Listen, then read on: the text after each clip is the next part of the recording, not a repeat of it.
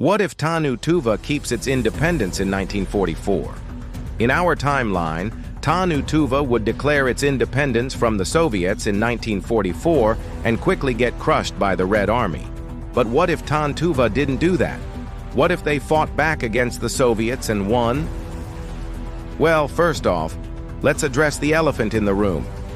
Yes, the Soviets did occupy this region, but they never really controlled it.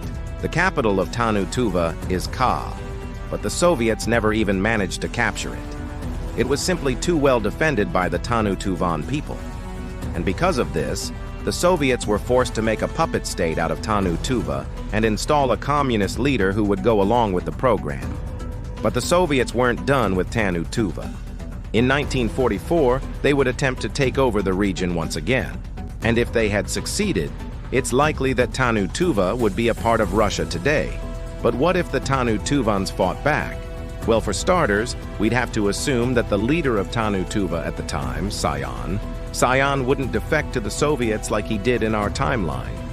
Instead, he would lead his people in a desperate but valiant fight against the Red Army. The Soviets would underestimate their foe, thinking that they'd be an easy victory, just like all the other nations they'd crushed in the region. But the Tannu Tuvan people were made of strong stuff. They were excellent horsemen and marksmen, and they knew the terrain like the back of their hands. They'd fought the Soviets to a standstill in 1919, and they could do it again. The Soviets would eventually be forced to retreat, and Tannu Tuva would be saved, at least for a while.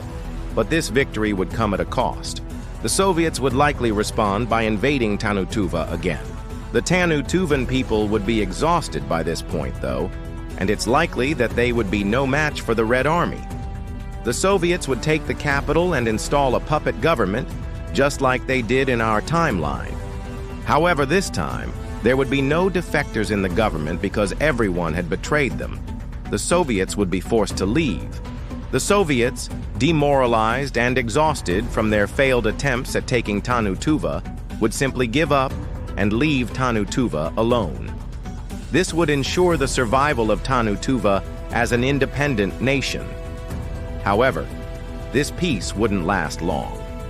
As soon as Stalin kicked the bucket, the USSR would collapse and Tannu Tuva would become its own nation. With the support of the United States, Tannu Tuva would grow in power and influence. Eventually, Tannu Tuva would become a major player in world politics. And that's one way that Tannu Tuva could have changed history. Thanks for watching.